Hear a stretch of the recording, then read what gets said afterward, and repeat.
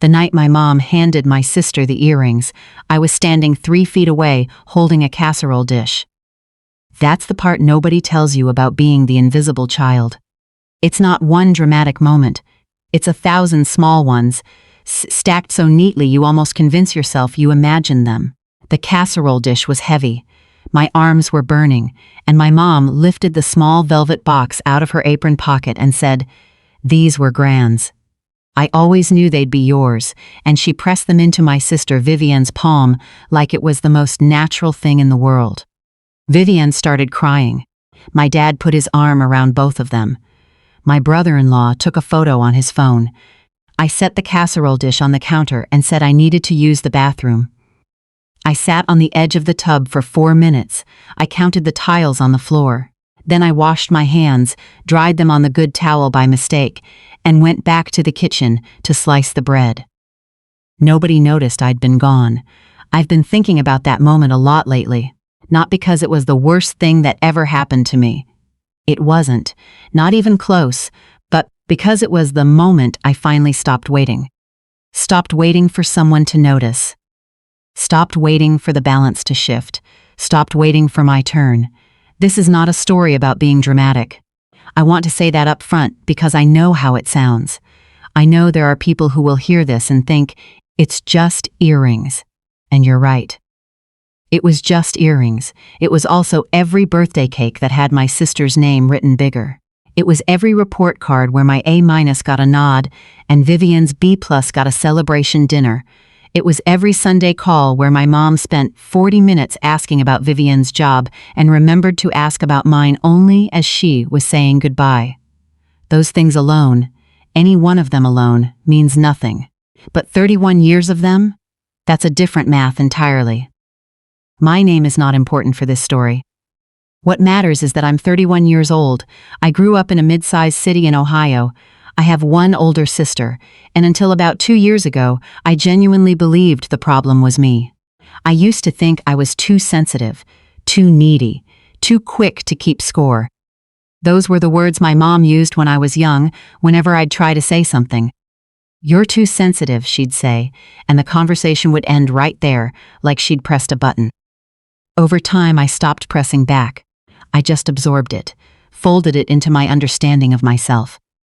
By the time I was in high school, I had a very clear internal picture of who I was in our family. Vivian was the daughter they'd planned for. I was the daughter who'd arrived anyway. I don't say this with bitterness anymore. I'm saying it the way you'd describe the weather on a particular day. It rained. The grass was wet. I was the second choice. Our house growing up was comfortable. We weren't rich, but we weren't struggling. My dad worked in insurance. My mom did bookkeeping part-time from home. We had a good neighborhood, good schools. From the outside, nothing was wrong. And that's the thing about this kind of family. The kind where one child is just slightly less. It doesn't look like anything from the outside. It doesn't even always look like anything from the inside. You just feel it, low and constant, like a sound only you can hear. Vivian is 3 years older than me, and she's always been the one. Prettier, louder, funnier at parties. My parents lit up when she walked into a room. I'm not exaggerating this for effect. There was a physical change. My dad would stand up straighter. My mom's voice would go warm in a way it never quite did for me. Vivian knew it too, the way any kid knows they're the favorite, which is to say she never thought about it at all. She just existed in it. Moved through it like sunlight through a window. I spent most of childhood trying to earn my way to the same warmth. I made honor roll. I kept my room clean without being asked. I went through a phase around age 12 where I read every book my dad mentioned, just so I'd have something to talk to him about at dinner. He was surprised when I brought them up. He seemed pleased, but it never quite held. The conversation would shift back to Vivian's volleyball tournament, and I'd finish my dinner quietly and help clear the table. My Gran, my mom's mother, was different. She saw me. I don't know how to explain it, except that when I was in her house, I felt like the version of myself that made sense.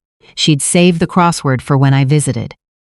She asked me what I was reading. She remembered details from the last time I'd visited and followed up on them. Did you ever finish that painting you were working on?" And it sounds so small, but it was the most seen I ever felt anywhere. She passed away during my sophomore year of college. I flew home for the funeral, and my mom, standing in the church parking lot afterward, said to someone I didn't recognize, "Vivienne was always her favorite, you know." She said it casually, like a fact, like the weather. I stood 2 feet away and said nothing. I drove back to school the next day. I didn't tell anyone what my mom had said. I just carried it. College was the first time I understood what it felt like to be chosen, not by family, just by circumstances. I had friends who texted me first, professors who remembered my name after one class, a roommate who saved me the chair closest to the window because she knew I liked the light. It sounds ordinary, and it was. That was the point. Ordinary felt extraordinary to me because I'd never had it. I studied public health. I wanted to do something that felt like purpose, like choosing a field because people needed it, not just because it sounded impressive. My parents came to graduation. My dad took one photo of me in my cap and gown, then immediately started telling the couple standing next to us how Vivienne had graduated summa cum laude from her program 2 years earlier. I held my diploma and smiled and said something polite. That night, we went out to dinner. My mom ordered wine and talked about Vivienne's new apartment in Columbus, and how she'd been promoted, and how she was thinking about getting a dog. I ordered the salmon. When the check came, my dad paid and said, "Proud of you, kid." And he meant it, I think. He just meant it in the same voice he used for everything. For a good parking spot, for a sports team winning, for a daughter graduating college. The same approximate warmth for everything, never more for me. I had a job lined up in Nashville, an entry-level position at a public health nonprofit focused on maternal care access in rural communities. It paid $38,000 a year, which in Nashville in those years meant I needed a roommate, but I took it anyway because it felt like mine. I'd found it myself, applied myself, interviewed twice, and gotten an offer without telling anyone until it was done. When I told my parents, my mom said, "Nashville. That's so far." Then she said, "Vivienne is thinking about moving to a new place in Columbus. She's been looking at these wonderful townhomes near her gym." The conversation about my job lasted about 4 minutes. Nashville was 600 miles from home. I drove it in one shot with everything I owned in my car and a podcast playing, so I didn't have to sit in the quiet. The first year was hard. Not because of the job, I loved the job, but because of the particular ache of realizing that being away hadn't fixed anything inside me the way I thought it would. I still flinched at certain tones of voice. I still apologized too much in meetings. I still caught myself pre-explaining my choices as though I was bracing for someone to find them wrong. But something was also happening, slowly and quietly. I was building something. I made a friend named Holt at work. A public health researcher, mid-40s, the kind of person who actually listens when you're talking. We'd get lunch every couple of weeks and debrief about our caseloads. He introduced me to a friend of his named Rosalind who worked in community organizing, and the three of us started this loose, informal thing on Thursday evenings where we'd meet at a bar near the office and argue about policy and recommend books to each other. These people asked my opinion and waited for the answer. It took me almost 6 months to stop being surprised by that. I went home for Thanksgiving that first year. My mom had redecorated the dining room. Vivienne had a new boyfriend she'd brought home, a guy named, honestly, I've forgotten, something that started with D, and my parents were visibly charmed by him. My dad got out the good bourbon. My mom made Vivienne's favorite pie. Vivienne pulled me into the kitchen at some point and whispered, "Sorry, it's always like this." And I loved her for saying it. I did. She wasn't oblivious. She'd just never known what to do about it either. We ate, and it was fine. It was fine in the specific way that things are fine when you've already started grieving them while they're still happening. I drove home to Nashville on a Sunday and felt, for the first time, a kind of relief that I wasn't sure I had permission to feel. The relief of leaving. The second year, I got a small promotion. I started managing our community outreach program in 3 rural counties. which meant a lot of driving and a lot of conversations in church basements and community centers, talking to women about prenatal care and trying to make systems less terrifying than they were. I was good at it. I knew I was good at it.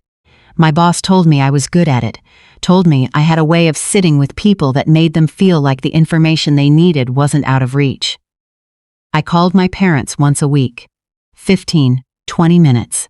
I'd tell them something about work and my mom would listen and then say, "That sounds like a lot of driving," and then we'd talk about Vivian until someone remembered to ask how I was doing. The earring moment happened during Christmas of that year. I'd driven home, which takes about 9 hours from Nashville with traffic, and I'd brought a good bottle of wine and gifts I'd spent real time on. A first edition of a book my dad had mentioned once, a knitting kit for something my mom had said offhandedly she wanted to try. I was trying. I want that noted, for myself if for no one else. I was still trying. The morning of Christmas Eve, my mom was in the kitchen and I was helping, and Vivian had just arrived, and there was that particular electricity my parents get when she walks in, that brightening. And my mom reached into her apron pocket and produced the velvet box. Gran's earrings, I knew what they were immediately. I'd seen them my whole childhood. Small gold drops, simple, the kind of thing that's valuable, not for what it is but for where it's been. Gran wore them to everything. She's buried in the set she got for her 40th birthday, which means these were her everyday ones. My mom gave them to Vivian and said she'd always known they'd be hers, and I was standing there with a casserole dish and burning arms. I sat on the edge of the tub. I counted the tiles. I didn't cry. Here is what I did instead. I finished Christmas. I ate dinner and opened gifts and went to midnight service with my dad and came home and slept in my childhood bedroom, which my mom has slowly been converting into an office, so she's moved my old desk out and put in a filing cabinet, which is fine. It's fine. I drove back to Nashville the day after Christmas. I didn't say anything to anyone about the earrings. But something had shifted. I could feel it. The way you feel a tooth that started to loosen, you don't pull it, but you keep finding your tongue returning to it. Checking the new wobble. For 3 months after that Christmas, I gave myself permission to be honest about what I wanted. Not in any dramatic way. I just started paying attention to my own when I asked myself questions I'd been ignoring. Did I feel like a person when I was home, or did I feel like a comparison point? Did my parents know what mattered to me? Could they name one thing I was proud of? When I talked to them, did I feel heard, or did I feel like I was treading water until the conversation could get back to Vivian? The answers were not good. I didn't blow anything up. There was no big confrontation. I just, quietly, over several months, changed the architecture of my life to stop orienting it toward people who hadn't been orienting theirs toward me. I called less. When I did call, I talked for a shorter time. I stopped volunteering information. I stopped waiting for them to notice I was there. Vivian and I stayed in closer contact, which was its own strange thing to navigate. She knew something had shifted in me, I think, even if she didn't know what. She asked once, about 6 months after Christmas, "Are you okay with Mom and Dad? You seem different." I said I was fine. I said I was just busy. I wasn't ready to put language to it yet. The language came later from a therapist named It Doesn't Matter. I just want to say she was the right person who helped me understand that what I'd been experiencing my whole life had a name. Not a dramatic name, just parentification of Vivian's worth, or what some people call emotional favoritism. The long-term effect of a child growing up learning that their accomplishments are ambient background noise while a sibling's are headlines. It shapes the way you move through the world. It shapes whether you believe you're worth taking up space. That phrase. Worth taking up space. My therapist used it in a session, and I had to ask her to pause because something in my throat went very wrong and I needed a second. I'd been taking up less space my entire life, less noise, less need, less demand. I'd optimized myself for not being a burden to people who hadn't asked me to, but who had, somehow, made very clear that I was. The work of unoptimizing yourself is not quick. But it started there. Slowly, I started talking in meetings at work as though my thoughts were worth the airtime, and found out they were. I started telling Holt and Rosalind real things about my life, not just the palatable ones, and found out they weren't going anywhere. I started making decisions, big ones, small ones, without calling home first to check whether they made sense. I got a dog. A mutt named Dex, part cattle dog, part disaster, who requires a 40-minute walk every morning and has reorganized my entire life around his schedule in the most wonderful way. I didn't ask anyone if that was a good idea. I just did it. A year after the earring Christmas, I got offered a position running a regional program, which meant a salary increase, significant enough to make me sit down when I read the email. I texted Holt first. I told Rosalind over lunch. I called my parents that Sunday as usual and mentioned it somewhere in the middle of the call, and my mom said, "That's wonderful, honey," and then told me Vivienne had been promoted to senior manager. I smiled at the wall of my apartment and said, "That's great. Good for her." And I meant it. That's the part that surprised me most. I actually meant it. Sometime around month 14 of the quieter version of my family relationship, my mom called me on a Wednesday, which was not our usual day. She sounded different, a little careful. She said she'd been thinking, and that she wanted me to know she was proud of me. She said she felt like she hadn't said it enough. I held the phone against my shoulder and looked out the window at the parking lot. There was a woman walking a very small dog in very large boots. I watched her until she rounded the corner. My mom kept talking. She said she sometimes thought she leaned on Vivienne because Vivienne was easier to reach, which didn't make sense geographically, but I understood what she meant. She said she knew Nashville was far, and she respected that I'd made a life for myself there. When she was done, I said, "Thank you for saying that." I meant it, and I also didn't know what to do with it. Because here's the thing about being told you're enough when you're 31 years old, after 31 years of absorbing the evidence that you weren't. It doesn't land the way you hoped it would when you were 7. It lands differently. It lands on a person who has already started building the table you told her she didn't deserve a seat at. It was a kind thing for my mother to say. I'm glad she said it. It just arrived too late to rearrange the furniture. I still talk to my parents. I call on Sundays usually. It's shorter than it used to be, maybe 10 minutes, and more honest, which means less is said, but what is said is real. I told my dad about Dex, and he looked up the breed mix online and sent me an article about cattle-dog temperament, which is the most specific interest he's ever taken in anything that belongs to me. I keep that. Last spring, I hosted Thanksgiving for the first time. I have a 1-bedroom apartment that is not built for entertaining, but I bought a folding table and pushed it against my regular table and covered the whole thing in a tablecloth I found at a thrift store, white linen with small embroidered leaves. I cooked for 3 days. I made my Gran's biscuit recipe, which I found in a recipe box my aunt sent me after Gran passed. The handwriting is faded and I had to guess at the amount of butter, but I was right on the second try. Holt came. Rosalind came with her girlfriend. A woman I'd met through work named Bet came, and a couple who lived in my building who'd given me their number after Dex escaped into the hallway 3 times in 1 week. 7 people at 2 pushed-together tables in a 1-bedroom apartment in Nashville, and we were loud and Dex got overstimulated and had to go in the bedroom for an hour. And Rosalind's girlfriend brought a pie that was genuinely not very good, but everyone had 2 pieces anyway. I sat at the head of the table, which is a strong word for 2 folding chairs at one end. And I looked at these people eating food I had made, in a home I had built out of distance and intention, and a fair amount of trial and error, and I didn't feel like someone taking up space. I felt like someone who had, finally, made room. My sister called that night after everyone left. She was at my parents' house in Ohio, and she'd had a couple glasses of wine, and she said, "I kind of wish I was there." I said I kind of wished she was too, and I meant it in a complicated way. "We should do something," she said. "Just us. Like, actually plan it." I said yes, we should, and we've talked about it twice since then, and maybe it'll happen and maybe it won't, but I'm no longer holding the space for things that aren't happening yet. I've learned to put the weight down.